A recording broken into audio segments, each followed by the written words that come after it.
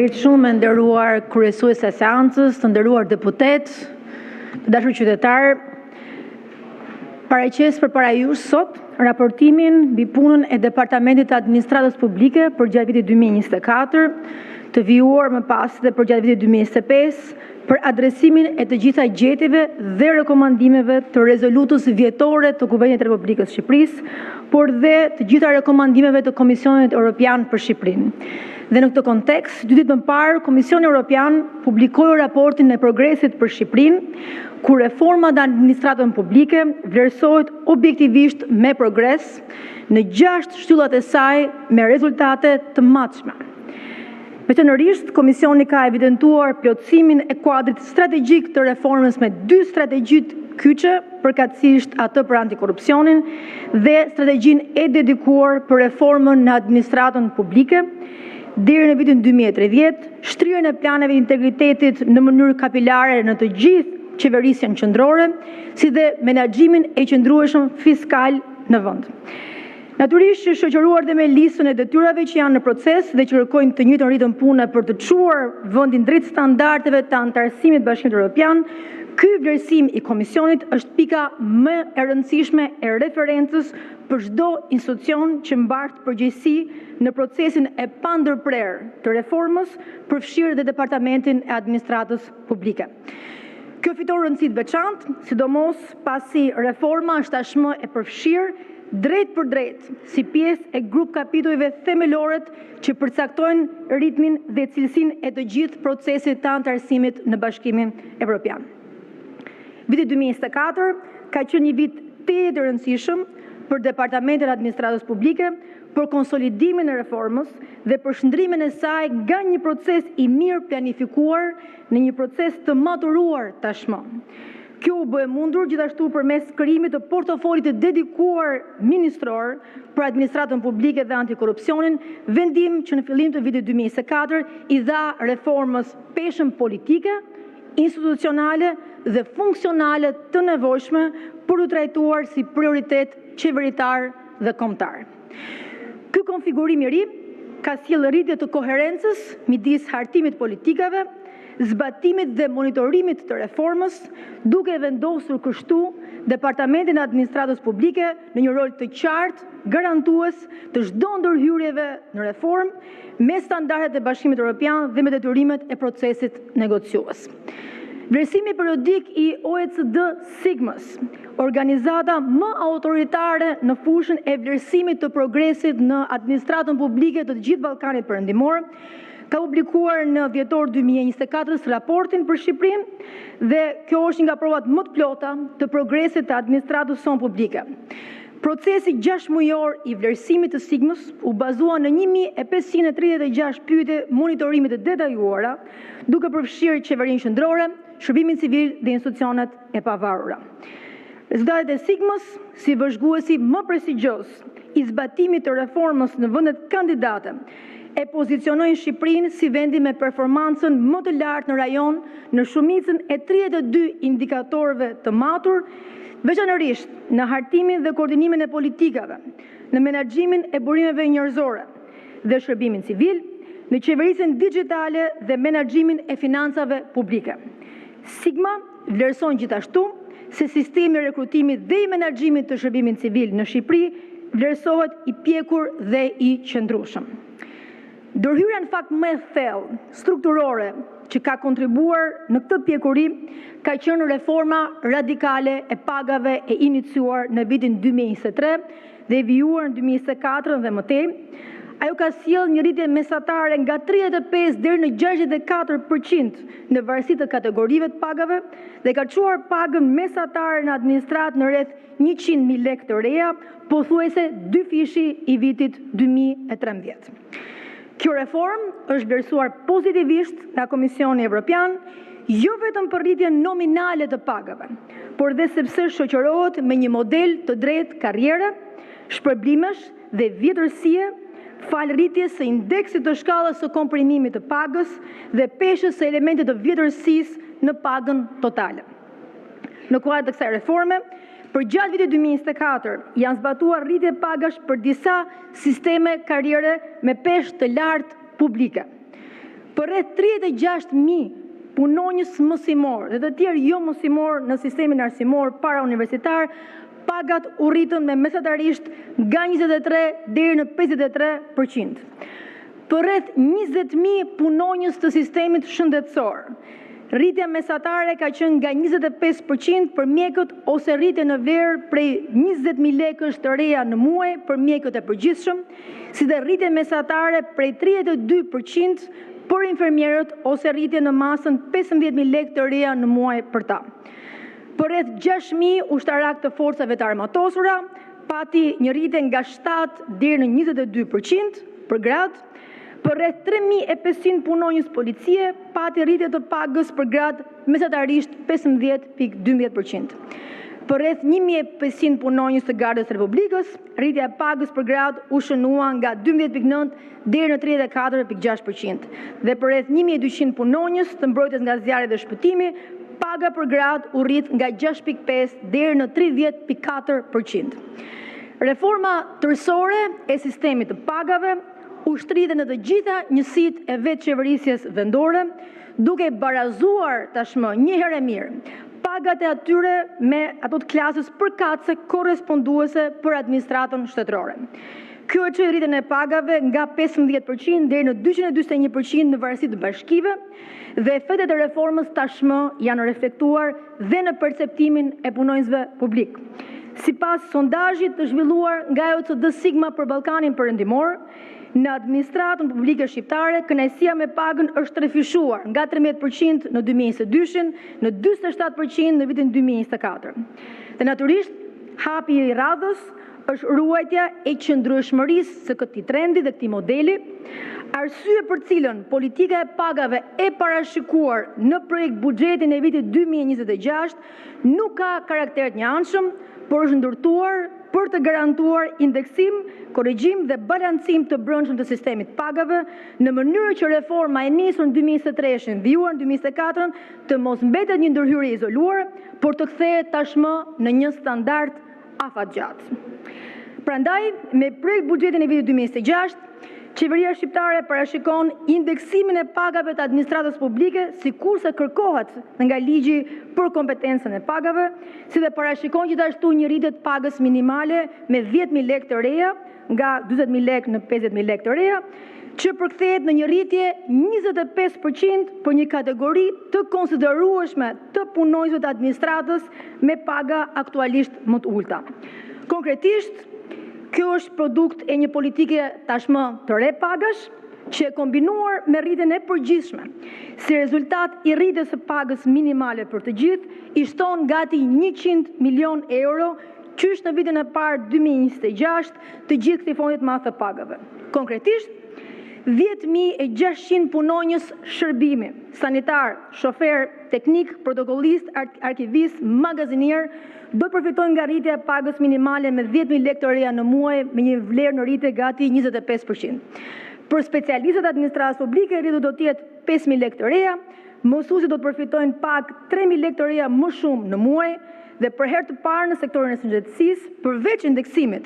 do të fillojë dhe llogaritja e vjetërsisë në punë, që do të thotë si mesatare për mjekët e përgjithshëm nga 130.700 lekë të reja në 143.500 lekë të reja në muaj. Për mjekët në spitale, nga 174.000 lekë në 186.000 lekë të reja në muaj, për infermierët nga 87.000 lekë në 92.500 lekë të reja në muaj. Gjithashtu, një rritje të qëndësishme këtë vit është mundësuar për punonjësit e policisë shtetit, përveç indeksimit, do të ketë një rritje për vjetërsinë në punë, e cila për gradat më të ulta përkthehet në një rritje mesatare me 5.000 lekë të reja në muaj. E thon ndryshe, për një punonjës me vjetërsi mesatare 15 vjet, sipas gradave, pagat rriten si më poshtë. Për inspektorët e thjeshtë, nga 80.500 lekë të reja në muaj në 84.500 lekë të reja në muaj,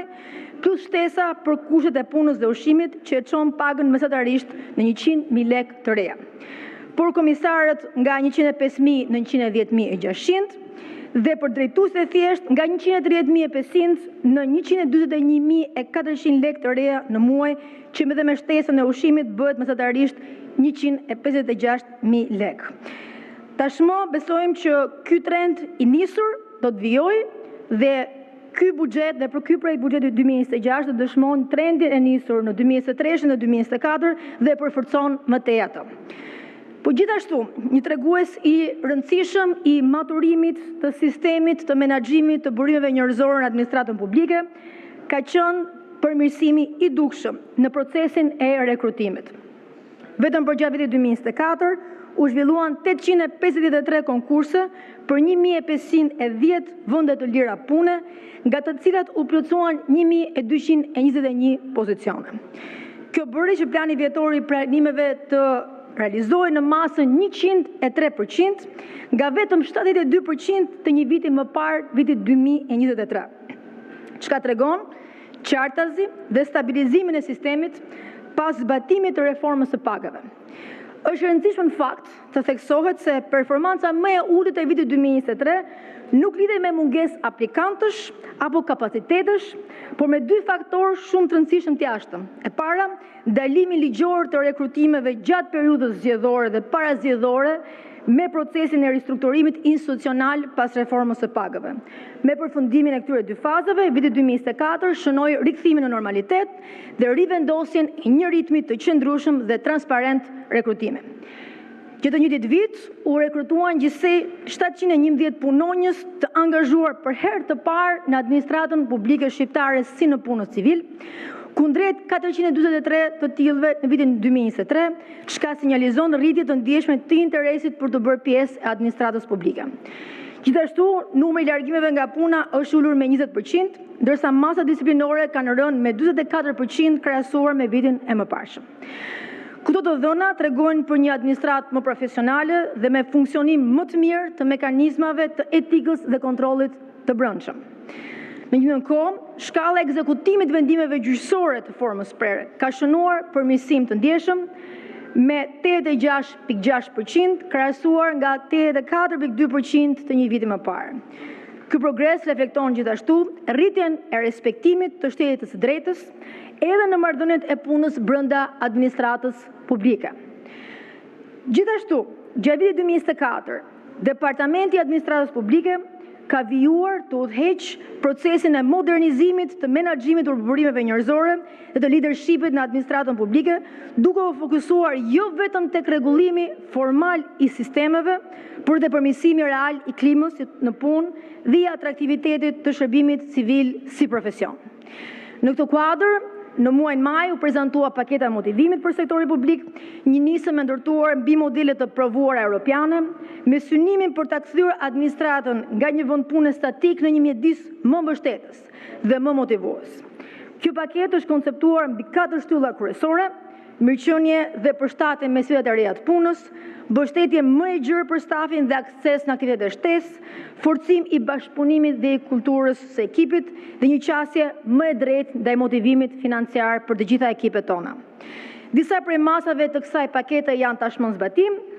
Një për më të rëndësishmeve është natyrisht futja e fleksibilitetit në orarin e punës, e cila ka hyrë në fuqi nga gushti 2024 dhe u jep mundësi punojësve për më shumë autonomi në menaxhimin e kohës, sidomos prindërve në punë, pa cënuar funksionimin institucional. I tjetër ndryshim të rëndësishëm ka qenë dhe rishikimi i rregullave të pushimeve vjetore, përmes ndryshimeve në kodin e punës, të cilët u miratuan nga Kuvendi i Republikës së Shqipërisë në korrik të vitit 2024, nëse të tyre u hoq kufizimi që detyronte pushimin të merre vetëm për të paktën një javë të plot kalendarike, duke çuar numrin total të ditëve të pushimit nga 20 në 22 ditë pushimi të plota në vit, duke u dhënë kështu punojësve më shumë hapësirë për planifikim personal. Për herë të parë, gjatë 27 deri në 31 maj 2024, organizuam javën e administratës publike me temë modernizimi në veprim. Kjo javë synon të kthehet tashmë në një traditë vjetore dhe është mbatur edhe në vitin 2025, duke u konsoliduar si një hapësirë dedikuar dialogut me administratën, motivimit punonjësve tanë dhe hapjes së institucioneve ndaj qytetarëve. Sa u takon kapaciteteve të administratës publike, gjatë vitit 2024, ASPA trajnoi 8.184 punonjës të administratës publike, duke dyfishuar kështu numrin e trajnuar nga një vit më parë. U realizuan 648 ditë trajnimi dhe mbi 1200 punonjës të rinj u certifikuan gjatë periudhës së provës. Njërisi e rëndësishme ishte natyrisht dhe programi i zhvillimit leadershipit, i zbatuar për herë të parë për 267 drejtues të nivelit të mesëm dhe të lartë, me fokus tek aftësitë e udhëheqjes, menaxhimit dhe motivimit. ASPA hartoi gjithashtu 6 kurrikula të reja mbi procesin e integrimit evropian për të rritur përgatitjen e administratës në funksion të negociatave. Po për herë të parë, u realizua një pyetësor online me 354 biznese, i cili identifikoi si nevojë kryesore trajnimet për bizneset në fushën e ekonomisë dhe në aplikimet për fondet e Bashkimit Evropian që ASPA do t'i ofrojë shumë shpejt kundrejt pagesës. Në zbatim të modelit të ri të vetëfinancimit, rregullimet e reja të tarifave për trajnimin e personave jashtë administratës publike, si dhe rishikimi i tarifave të trajnerëve, është tashmë një sistem më shpërblyes për të tërhequr më të mirë trajner në shkollën shqiptare të administratës publike. Por, krahas shifrave, natyrisht është shumë e rëndësishme të theksojmë që departamenti ka finalizuar në korrik të 2025-s me miratim të Këshillit të Ministrave punën intensive të nisur përgjatë 2024-s në drejtimin e Ministrit të Shtetit për finalizimin dhe miratimin e strategjisë ndërsektorale për reformën e administratës publike 2025-2030. Ky është një dokument i cili paraqet një listë detajuar të detyrave. Të gjitha detyrave të Shqipërisë, Shqipëria ka deri në 2030 për t'u anëtarësuar në Bashkimin Evropian në kuadër të modernizimit të administratës publike. Vitin 2024 ka sjellë gjithashtu përparim të dukshëm dhe në dimensionin e inovacionit dhe digitalizimit, veçanërisht në përdorimin e inteligjencës artificiale në përgatitjen dhe analizën e projekt akteve, si dhe në përafrimin e legislacionit shqiptar me atë të Bashkimit Evropian, si dhe në lehtësimin e proceseve të punës brenda administratës publike. Paralelisht, ka vijuar me ritëm të shpejtë ngritja e sistemit digital të regjistrit të personelit dhe platformës digjitale të ndërveprimit administrativ, që do të mundsoj automatizimin e shumicës së proceseve të menaxhimit të burimeve njerëzore në shërbimin civil. Si një element të fundit, dua të theksoj atë që do ta konsideroja punën më të rëndësishme të kryer gjatë këtyre 2 viteve në zbatim të njëhershëm të rekomandimeve të Kuvendit të Shqipërisë, por dhe të raportit Komisionit Evropian të Shqipërisë, pikërisht rishikimin paralel të ligjit për në punësin civil dhe ligjit për organizimin dhe funksionimin e administratës shtetërore, të cilët janë aktualisht të dy për konsultim publik. Të dy këto ligje përbëjnë ndër themelet e ngrehinës ligjore të administratës publike dhe për të arsye procesi ndërhyrjes në to është zhvilluar në një analizë të thelluar në bashkëpunim të fortë me ekspertë vendas, ndërkombëtar, përfshirë këtu dhe ekspertët e OECD-s dhe projektit BE-ja për mirëqeverisje. Në ligjin për administratën shtetërore, konsultimi publik ka përfunduar tashmë dhe nisma ndodhet në fazën e rakordimeve të fundit me institucionet e tjera dhe ndryshimet e propozuara synojnë 3 objektiva kryesore. Së pari, krijimin e një kuadri modern llogaridhënie nga institucionet e varësisë drejt ministrisë, qartësimin e tipologjisë së institucioneve për të shmangur mbi vendosjet dhe fragmentimin, dhe gjithashtu synohet që transferohet më shumë vendimare në nivelet më të ulta menaxheriale. Ndërkohë, në ligjin për në punësin civil, ndryshimet e parashikuara, të cilat janë ende në proces konsultimi me të gjitha grupet e interesit, do të fokusohemi kryesisht në aspektet që kanë të bëjnë me rishikimin dhe krijimin e një modeli të ri rekrutimi me sistemin 2 fazësh, ku do të nështrohen të gjithë punonjësit e ri të administratës publike, pavarësisht nëse do të jenë në punën civil ose jo. Gjithashtu, përmes këtij projektligji synohet riformatimi i sistemit të drejtuesve të lartë për të garantuar më shumë meritokraci dhe stabilitet, si dhe synohet gjithashtu krijimi një skeme më fleksibël motivimi që përfshin shpërblime për performancë dhe ide novatore. Të dy këto procese ecin paralelisht dhe përbëjnë fazën përmbyllëse të reformës ligjore në administratën publike në përputhje të plotë me pritshmëritë e Komisionit Evropian dhe Kuvendit të Shqipërisë. Në të njëjtën kohë, me procesin e reformimit, po kryejmë dhe hartëzimin e kapaciteteve administrative për secilin grup kapitull dhe kapitull të negociatave, me synimin që Shqipëria të jetë në gjendje të përmbyllë ato brenda vitit 2027, sikurse është dhe premtimi i kësaj qeverie. Kjo analizë po na ndihmon të identifikojmë qartë ku qëndrojnë pikat tona të forta dhe hapësirat që duhen ende të forcohen në mënyrë që burimet njerëzore të ridrejtohen pikërisht aty ku nevoja është më eminente. Të nderuar deputet, të gjitha proceset që përmenda, nga reforma e pagave, te ristrukturimi ligjor, modernizimi i shërbimit civil, digitalizimi, ndërtimi i kapaciteteve dhe pozicionimi ndërkombëtar të administratës tonë, nuk janë iniciativa të izoluara, por pjesë e një arkitekture të vetme reformuese, e cila po zhvillohet në sinkron me procesin e antarësimit në Bashkimin Evropian. Detyrat e mbetura për ne janë qarta, afatet janë njohura dhe përgjegjësia për zbatimin mbetet natyrisht prioritet qeveritar. Në këtë kuptim, raportimi i sotëm dhe rezoluta e pritshme e Kuvendit të nderuar janë pikë referimi për ecurinë e mëtejshme në funksion të objektivit strategjik të vendit, antarësimit të Shqipërisë në Bashkimin Evropian brenda kësaj dekade. Ju falenderoj